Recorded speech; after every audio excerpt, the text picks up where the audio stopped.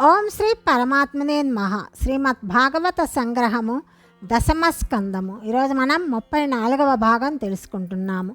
ఇంకా ద్వారకా విలాసము రుక్మిణి గురించి మనము తెలుసుకుంటున్నాము. పరీక్షిత్ మహారాజుతోటి శ్రీశుకుడు ఇంకా ఈ విధంగా చెప్తున్నాడు. రుక్మిణి కన్య లక్ష్మీదేవి అంశంతో జన్మించింది. ఆమె ఏనాటికైనా కూడా నారాయణుని చేరాల్సి ఉంది. ఆమెకు ఆ విషయం తెలియకపోయినా శ్రీకృష్ణుడు శ్రీమన్నారాయణుని అవతార పురుషుడని విన్నది. కాబట్టి సహజంగా ఆకర్షింపబడి అతనికి మానసికంగా అంకితమైపోయింది. ఇది లౌకికంగా అనుకునే సన్నివేశము. కానీ ఈ సందేశాన్ని ఆధ్యాత్మిక దృష్టితో పరిశీలిస్తే ఇది పరమాత్మతో సాయుధ్యం కావడానికి తపనబడే జీవాత్మ సందేశము. భగవంతుని అనుగ్రహాన్ని అర్జించే భక్తుని అంతరంగిక ఆవేదన సందేశమని కూడా మనం చెప్పుకోవచ్చు. ఇది సాగరంలో లీనమవ్వటానికి నది ప్రదర్శించే తహతహ లాంటిది. మధ్య మధ్య రుక్మి లాంటి అవరోధాలు ఏమైనా ఏర్పడితే వాటిని త్రోసేసి నదిలాగా గమ్యాన్ని చేరాలి. రుక్మం అంటే బంగారము. అది లౌకిక సంపదలకు ప్రతీకము. రుక్మి వ్యక్తిగా మూర్తిభవించిన అహంకారము. అహంకార మమకారాలే రుక్మి రూపంలో పరమేశ్వర సాయుధ్యానికి అవరోధాలయ్యాయి. శిశుపాలుడు చేదిరాజు కుమారుడు. చెంచల మనస్సుకు ప్రతీకము ఈ శిశుపాలుడు. ఈ చైత్యుడు అంటే ఈ చెంచల మనస్సు జీవుని మనోబుద్ధులతో తదాత్మ్యం పరిచి భ్రమలో ముంచి పరమాత్మ సాయుధ్యం కాకుండా అడ్డుపడుతుంది. అదే అహంకారము. అహంకారమే చేర్జుని రూపంలో జీవుని మనోబుద్ధులతో తదాత్మ్యం పరిచి భ్రమలో ముంచి పరమాత్మ సాయుధ్యం కాకుండా అడ్డుపడుతుంది. అలాగే ఈ రుక్మిణిని కృష్ణుని చెంతకు చేరనివ్వకుండా చైత్యుని పరంచేయాలని అడ్డుకుంటున్నాడు. పరమాత్మ సర్వజ్ఞుడు. ఏనాటికైనా జీవి నన్ను చేరవలసిందే అని అతనికి తెలుసు. ఆ పరమాత్మయే జీవునికి తోడ్పడాలి, అడ్డంకులు తొలగించాలి. ఇదే భగవంతుని అనుగ్రహము. ఉత్తమ భక్తుడు పరమాత్మని సాన్నిధ్యాన్ని తప్ప ఇంకేది కోరుకోడు. శ్రీకృష్ణుడే పరమపురుషుడని రుక్మిణి అతన్నే ఆరాధిస్తున్నది. అన్యులకు ఆమె మనస్సులో స్థానం లేదు. రుక్మిణి సందేశమంతా ఎలాంటిదంటే భక్తుడు భగవంతుని అనేక విధాలా స్తుతించడం ద్వారా తన ప్రేమను భక్తిని తెలిపి ఆత్మార్పణ చేసుకొని భగవంతుని ప్రసన్నునిగా చేసుకొని భగవంతుని అనుగ్రహాన్ని ఆర్జించటమే. అనేక మంది భక్తులు భగవంతుని పురుషునిగాను తాము స్త్రీగాను అంటే ప్రకృతి మాతగాను భావించుకొని సేవించటాన్ని మధుర భక్తి అంటారు. ఆ మధుర భక్తి యొక్క ప్రకాశమే ఈ రుక్మిణీదేవి సందేశము. యజ్ఞయాగాల్లో కర్త సమర్పించే నైవేద్యాలు అంటే ఆహుతులను, అభ్యర్థనలను అగ్నిదేవుడు అగ్నిదేవతల వద్దకు పోయి సమర్పిస్తాడు. అలాగే దేవాదిదేవనకు తన అభ్యర్థనను సమర్పించడానికి రుక్మిణి అగ్నిద్యోత్తమనే పండితుని ఎన్నుకొన్నట్లుగా ఉన్నది. బ్రాహ్మణుడు తెచ్చిన సందేశానికి శ్రీకృష్ణుడు సంతోషించాడు. రుక్మిణి యొక్క అభ్యర్థనను స్వీకరించాడు. సర్వ సన్నాహాలతోటి 4 గుర్రాల రథాన్ని దారుకుడు తోలుతుంటే అగ్నిద్యోతునితో సహా స్వామి కుండినపురానికి బయలుదేరాడు. శ్రీకృష్ణునకు అండగా ఉండాలని బలరాముడు పెద్ద సైన్యంతో వెంట వెళ్ళాడు. తెల్లవారేసరికి వారు విదర్భ రాజధాని చేరుకున్నారు. శిశుపాలునితోటి వివాహం చేయడానికి అన్ని ఏర్పాట్లు జరుగుతున్నాయి. నగరమంతా పతాకాలు, తోరణాలు, పువ్వులు, ముగ్గులు, పన్నీరు జల్లులతో అలంకరించారు. భీష్మకుడు యథావిధిగా పితృదేవతార్చనలు, వేద పఠనాలు, మంగళచరణాలు, బ్రాహ్మణ ఆశీర్వాదాలు, హోమాలు, దానాలు అన్నీ జరిపిస్తున్నాడు. రుక్మిణీ కన్యను సర్వాలంకార శోభితగా అలంకరించారు. ఆ మరునాడే పెండ్లి ముహూర్తము. శిశుపాలుడు అనేక రథాలు, గుర్రాలు, ఏనుగులు మొదలైన వాటితోటి భటులతోటి బంధువర్గాలతోటి మహాటోపకంగా తరలివచ్చాడు. రుక్మి యొక్క ఆప్తమిత్రులైన జరాసంధుడు, సాల్వరాజు, దంతభక్తుడు, విదూరక, ప్రౌండకులు చతురంగ బలాలతోటి వచ్చారు. ముహూర్తము దగ్గర పడుతున్న కొద్దీ రుక్మిణి మనస్సు ఆందోళన చెందుతున్నది. బ్రాహ్మణుడు తిరిగి రాకపోవటానికి కారణమేమిటి? ఆ ఇందివర శ్యామనకు నా సందేశం అందిందా? ఈ భూసురుడు సకాలంలో ద్వారక చేరుకోగలిగాడా? నా కోరిక ఫలిస్తుందా? దైవ నిర్ణయం ఎలా ఉన్నదో? ఘనుడా భూసురుడేగెనో నడుమ మార్గశ్రాంతుడై చిక్కెనో విని కృష్ణుండది తప్పుగా తలచెనో విచ్చేసెనో ఈశ్వరుండనుకూలింప తలంచునో తలపడో ఆర్యామహాదేవియున్ నన్ను రక్షింప నెరుంగునో ఎరుగదో నా భాగ్యం ఎట్లున్నదో. ఆ భూసురోత్తముడు ద్వారక చేరుకొన్నాడో లేకపోతే దారిలో ప్రయాణ బడలిక చేత ఎక్కడైనా చిక్కుకొన్నాడో అతడు క్షేమంగా చేరుకొని కృష్ణునకు నా సందేశాన్ని వినిపించి ఉంటాడు. దానిని విని నేనలాగ సందేశం పంపించడము సంప్రదాయం కాదని తప్పుగా తలచాడో లేక కరుణామయుడు కాబట్టి నా సంకటస్థితిని సరిగా అర్థం చేసుకొని నన్ను రక్షించడానికి బయలుదేరి వచ్చాడేమో. పరమేశ్వరుడు నా సంకల్పానికి అనుకూలిస్తాడో లేదో, గౌరీ మహాదేవి నన్ను కాపాడదలుచుకున్నదో లేదో, ఇంతకు నా అదృష్టం ఎలా ఉన్నదో ఏమో అనుకుంటూ అనేక భయసందేహాల మధ్య చిక్కుకొని ఉన్నది. ఆ కన్య తల్లికైనా చెప్పుకోవటం లేదు, కన్నీరుని తుడుచుకోవటం లేదు, జుట్టు సవరించుకోవటం లేదు, చిరునవ్వులు నవ్వటం లేదు, సకులతో ముచ్చటించడం లేదు, అన్నము తినదు. చూపులన్నీ కృష్ణుడు రాబోయే మార్గంపైనే నిలిచి కూర్చున్నది. అప్పుడు శుభసూచకంగా తమ ఎడమ కన్ను ఎడమ భుజము అదిరాయి. అగ్నిజ్యోత్తునుడు కనిపించాడు. ఆమె ప్రాణం లేచొచ్చింది. బ్రాహ్మణుడు లోనికొచ్చాడు. ఆమె దిగ్గున లేచి ఎదురు వెళ్ళి చిరునవ్వుతోటి ప్రశ్నార్థకంగా అతని వైపు చూసింది. అతని ముఖంలో ఆనందరేఖల్ని గమనించింది. అతడు చిరునవ్వుతో ఇలా చెప్పాడు, రాకుమారి, సుదర్శనాయుధుడు నీ యొక్క ఉత్తమ గుణాలను మెచ్చుకున్నాడు. నేను తీసుకుని వెళ్ళిన నీ యొక్క సందేశానికి సంతోషించాడు. నాకు అనేక ధనరాశులు కూడా ఇచ్చాడు. అతను వచ్చేశాడు. ఇక నీకు భయం లేదు. దేవదానము లేకమై వచ్చినా అడ్డగించినా అతడు నిన్ను రాక్షస వివాహ పద్ధతిలో తీసుకొని వెళ్ళిపోతాడు. నీ సచ్చరిత్రము అదృష్టము అన్నీ నేడు ఫలించాయమ్మా అని చెప్పాడు.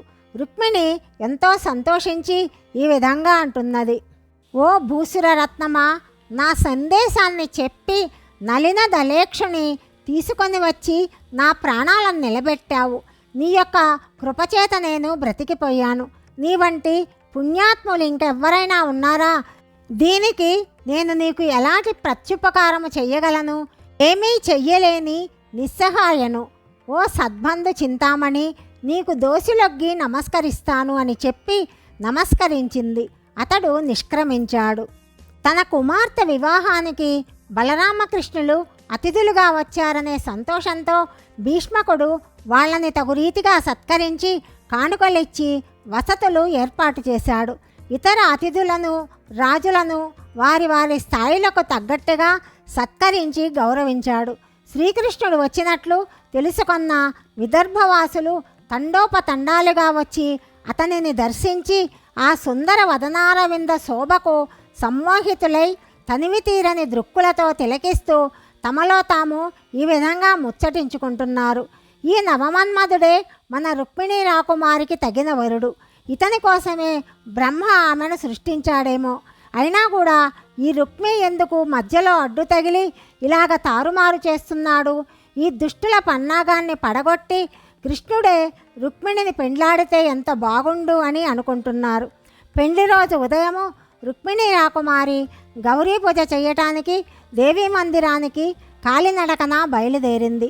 ఆమె తన చుట్టూ ఆమె తల్లులు, చెలికత్తెలు, పుణ్యస్త్రీలు, బ్రాహ్మణ ముత్తైదువులు, దాసదాసీజనులు, రక్షక భటులు ఉండగా గజగమనంతో వెళ్ళింది. వేద పండితులు మంత్రాలు చదివారు. పురోహితులు ముత్తైదువులు గౌరీ పూజ చేయించారు. పార్వతీదేవిని స్తుతించారు.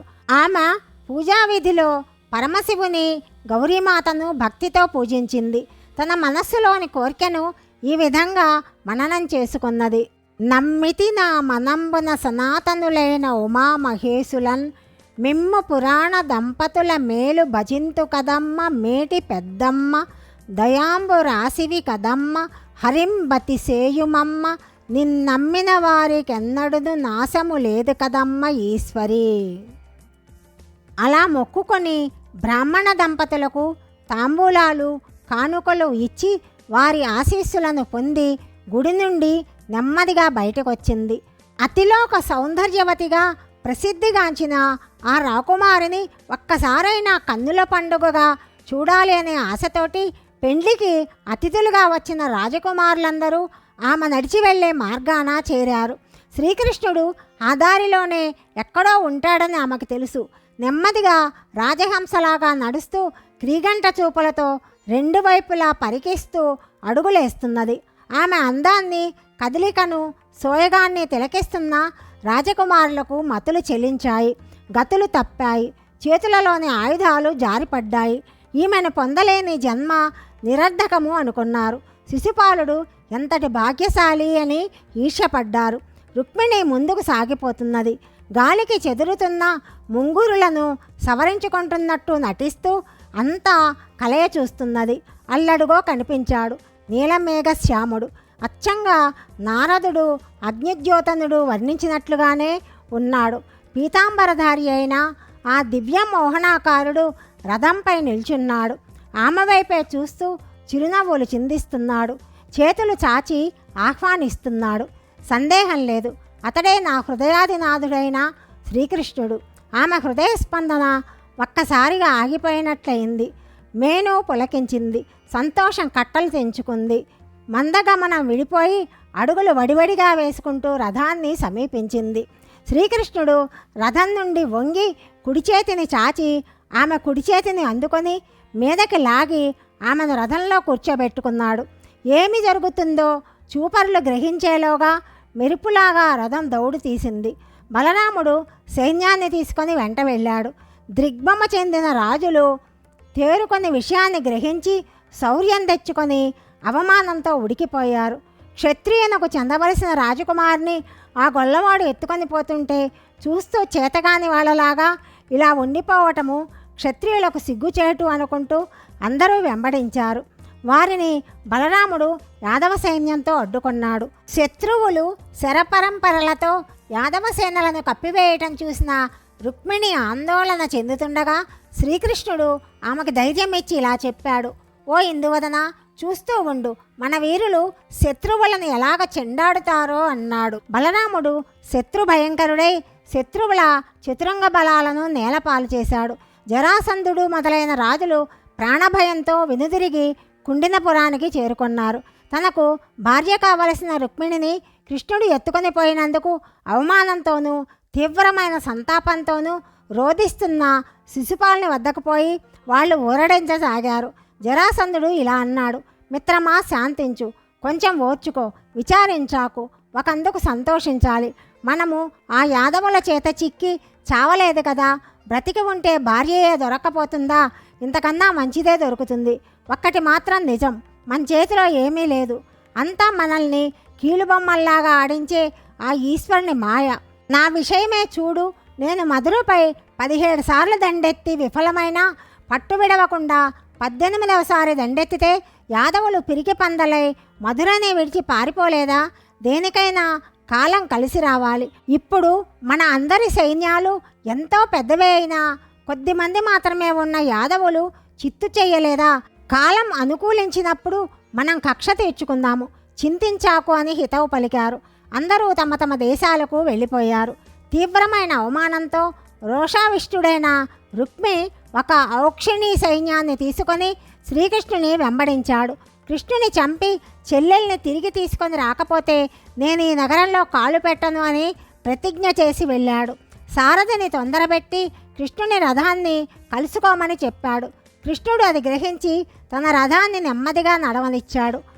ఈ గొల్లవానికి నా బాహుబలం సంగతి తెలియదు, నా చెల్లెల్ని ఎత్తుకోపోవటానికి వీడికి ఎంత సాహసము అనుకుంటూ ఇలా కేకలు వేశాడు.